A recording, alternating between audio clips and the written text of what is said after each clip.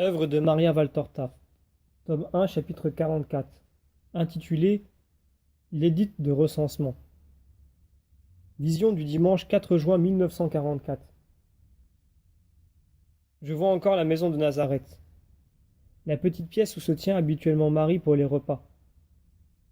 En ce moment, elle est occupée à un ouvrage de toile blanche. Elle pose son travail pour aller allumer une lampe. La nuit descend et la lumière verdâtre qui entre par la porte entr'ouverte sur le jardin devient insuffisante. Elle la ferme. Je me rends compte que sa grossesse est très avancée. Mais elle est encore si belle.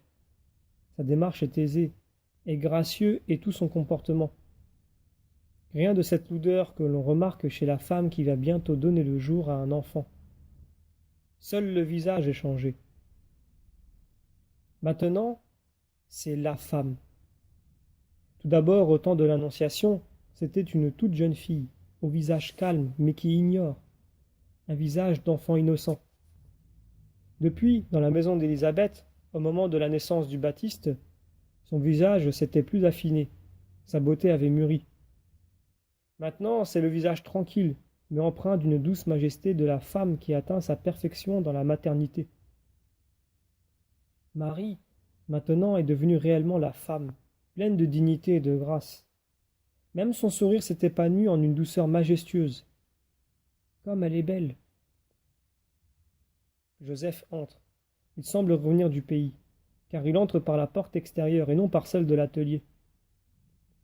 Marie lève la tête et lui sourit. Aussi Joseph lui sourit, mais il semble fatigué, préoccupé. Marie l'observe, se demandant ce qu'il y a.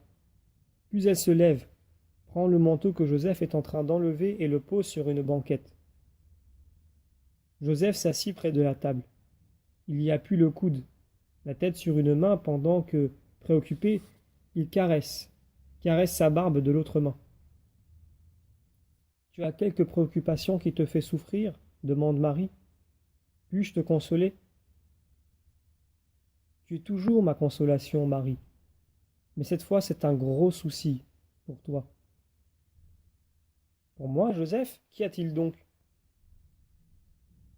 Ils ont affiché un édit sur la porte de la synagogue. C'est l'ordre de recensement de tous les Palestiniens. Il faut aller se faire inscrire au lieu d'origine. Pour nous, nous devons aller à Bethléem. Oh! Interrompt Marie en mettant la main sur son sein. Cela t'impressionne, n'est-ce pas? C'est dur, je le sais. Non, Joseph, ce n'est pas cela. Je pense aux Saintes Écritures.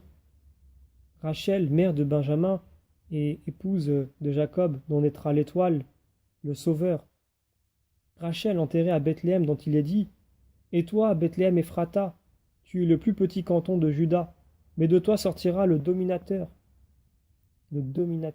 promis à la race de David. Il naîtra là. Tu crois? Tu crois que le moment est déjà venu? Oh, comment ferons-nous? Joseph est complètement désemparé. Il regarde Marie d'un regard de pitié. Elle s'en aperçoit. Elle sourit. C'est à elle-même qu'elle sourit plutôt qu'à lui. Un sourire qui semble dire: c'est un homme juste, mais un homme. Il voit les choses en homme, il pense en homme. Aie pitié de lui, mon âme, et amène-le à juger des choses par l'esprit. Mais sa bonté la pousse à le rassurer. Elle ne ment pas, mais cherche à le distraire de sa peine. Je ne sais pas, Joseph, le temps est proche, mais le Seigneur ne pourrait-il pas le retarder pour t'enlever cette préoccupation? Lui peut tout, ne crains pas. Mais le voyage, qui sait, quelle foule? Trouvons-nous un bon logement? Aurons-nous le temps de retourner? Et si tu devais être mère là-bas, comment ferons-nous? Nous n'avons pas de maison. Nous ne connaissons plus personne.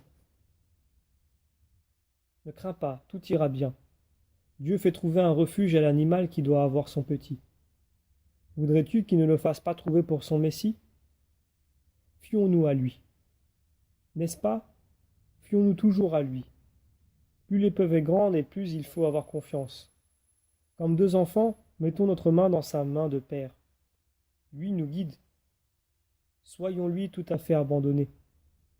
Vois comme il nous a conduits jusqu'ici avec amour. Un père, le meilleur des pères, n'aurait pu nous apporter tant d'attention. Soyons ses fils et ses serviteurs, accomplissons sa volonté.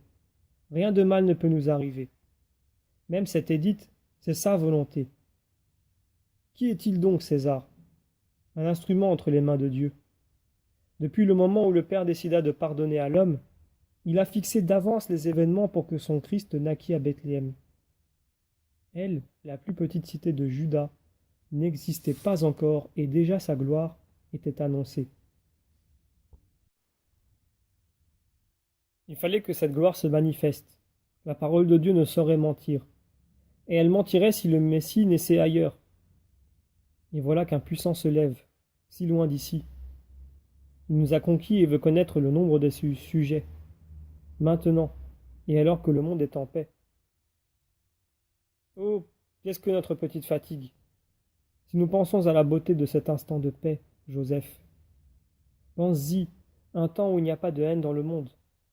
Peut-il exister une heure plus heureuse pour le lever de l'étoile, dont la lumière est divine et l'influence est rédemption? Oh, n'aie pas peur, Joseph. Si les routes ne sont pas sûres, si la foule rend difficile le voyage, les anges nous défendront et nous feront escorte. Pas à nous, mais à leur roi. Si nous ne trouverons pas de refuge, ils nous abriteront sur leurs ailes. Rien de mal ne nous arrivera. Rien ne peut arriver. Dieu est avec nous. Joseph la regarde et l'écoute, extasié. Les rides de son front s'effacent, le sourire revient. Il se dresse sans ennui et sans tristesse. Il sourit. Tu es la bénie, soleil de mon âme.